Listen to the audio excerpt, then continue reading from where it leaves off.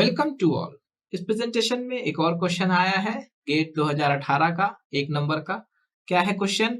Tailors tube life equation में अपन लोग देखें तो उसमें दिया हुआ है n is equal to Taylor's tube life index n is equal to कितना है 0.5 दिया हुआ है।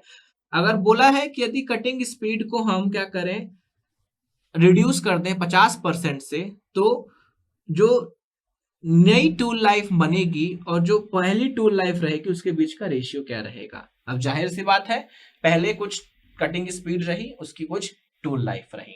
अब हमने क्या किया, जिसको हमने कटिंग टू पहली कुछ कटिंग स्पीड रही, किसको क्या हमने बोला v1, उसकी कुछ टूल लाइफ रही क्या t1। तो क्या इक्वेशन बनी v1 t1 की power n is equal to k।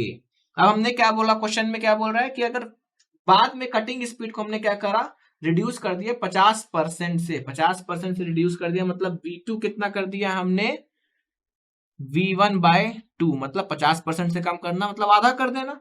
तो जो t2 बना वो कितना बना, तो t2 जो बनेगा, कटिंग स्पीड कम हो गई तो क्या होगा, t2 अपना टेलर्स टूल लाइफ, अपनी कुछ नई टूल लाइफ मिलेगी। तो पूछा है जो नई टूल लाइफ मिली और जो पहले की टूल लाइफ थी जैसे t1 थी, उनके बीच का रेशियो कितना है। तो सिमिलरली v2 t2 की पावर क्या हो जाएगा, n is equal to constant k हो जाएगा। अब अपन क्या कर लें, v1 t1 की power n is equal to v2 t2 की पावर n कर लें। v1 t1 अपने पास है नहीं है, t1 की पावर n कितना है 0.5, v2 कितना है v1/2 और t2 की पावर 0.5, v1 से v1 कट गया।